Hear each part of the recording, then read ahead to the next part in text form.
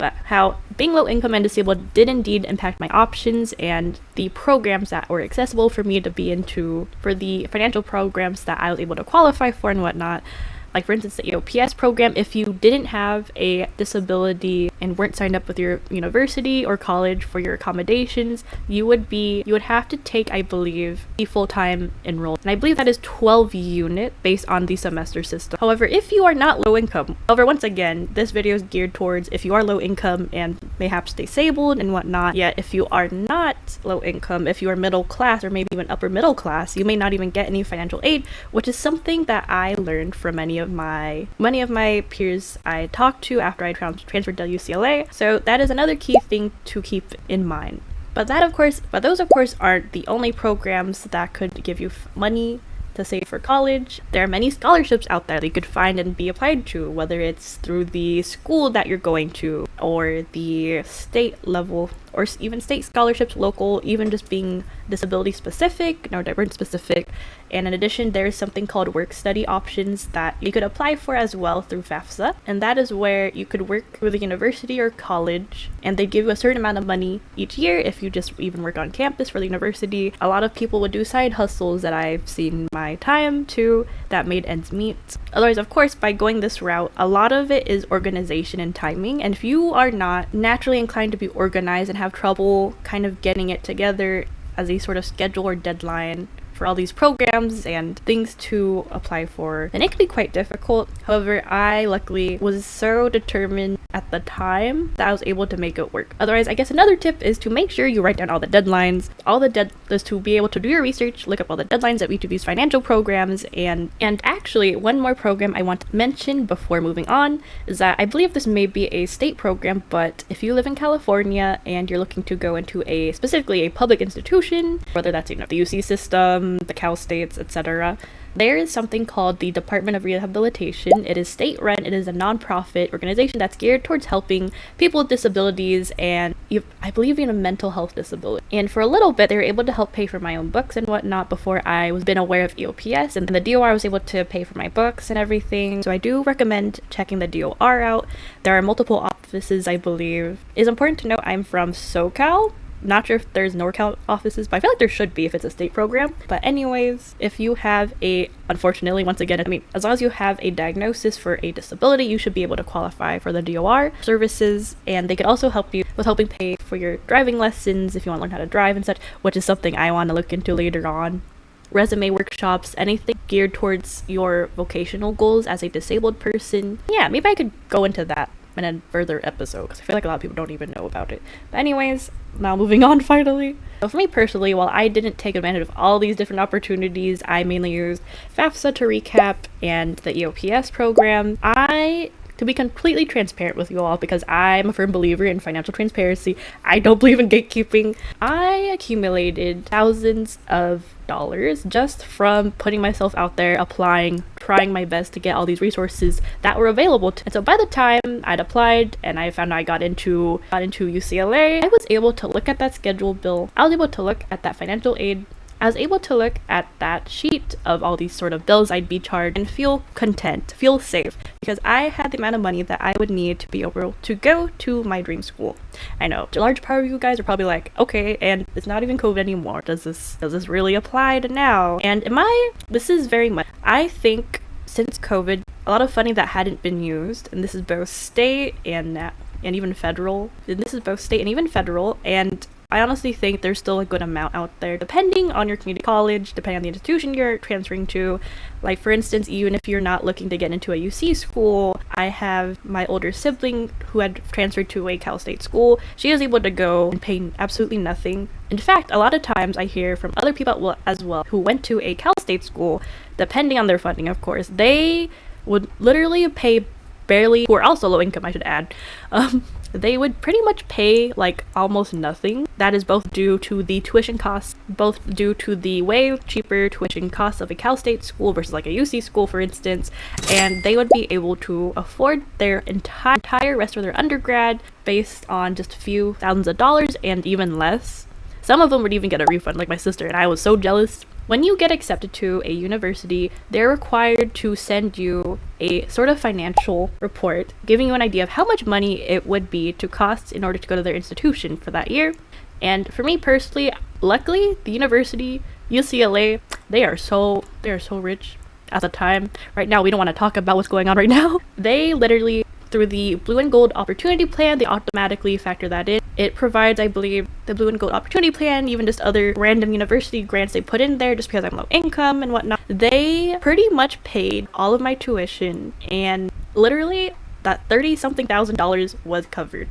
And that, my friends, is why you should still apply.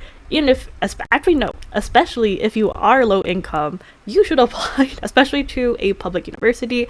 Heck, even with private schools now, some of them may have a ton of financial aid, but it's still worth it. It's still worthwhile to just look onto their website, see what types of scholarships, grants, any sort of financial programs that they may have. Because let's be real, private schools, they have a whole bunch of other wealth that they're having over there. It's still worth to research them. Like, for instance, okay, if you're aiming for like the peak of bougie, expensive private schools like the Ivy Leagues and whatnot, I know a couple of them have really good financial aid programs, especially for low income. Like, literally, you basically just put yourself out there. It's like, I guess, dating and socializing. This is, of course, kind of hypocritical for me, who's an autistic, who barely wants to touch grass and meet people. But honestly, putting yourself out there helps, and it's the best sort of investment, I guess, you could do. It's the best sort of emotional investment you could do.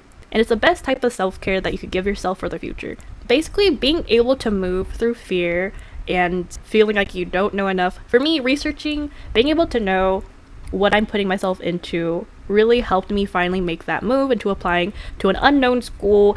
All I knew about UCLA is that it was just a really fancy Gucci school that like me and all my old high school classmates and neighbors and whatnot would just want to get into, and would pay for all of their kids to have all these different extracurriculars just to give them the best shot to get into. But no, I kid you not, just go into community college, play the game strategically, utilize the fact that you are in fact low income and perhaps disabled and multiply marginalized. Any of these, they help you so much.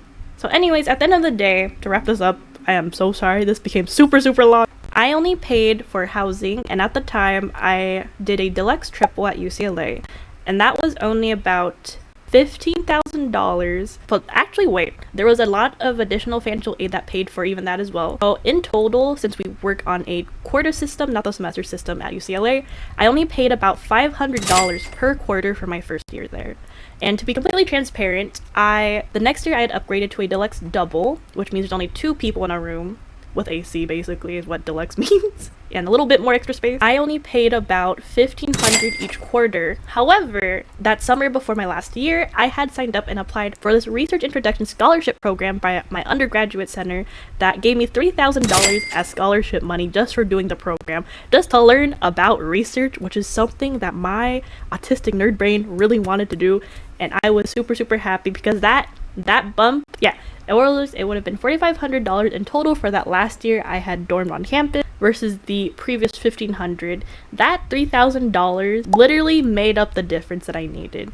And that, my friends, is why you should just apply, do it, put yourself out there. Of course, it's easy for me to kind of just say that and not be in your position, but personally, as someone who literally lives with anxiety and just overthinks about life in general, it's worth it.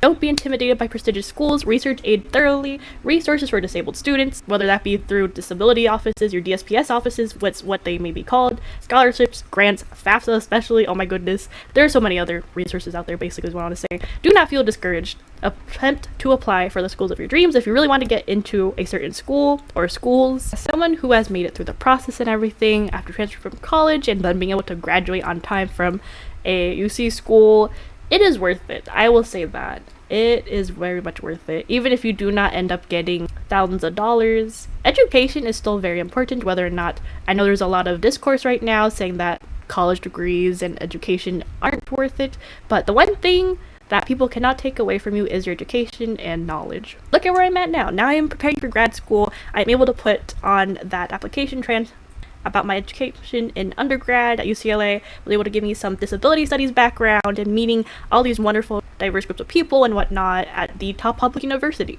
Of course, now that could be although of course now there are funding issues and whatnot, but otherwise I hope today has been at least a little bit helpful to you today. And yeah, I believe, honestly, if you guys are interested, I could make a whole series, especially right now because school's starting up. I believe UC and CSU applications are opening up soon because it's the fall.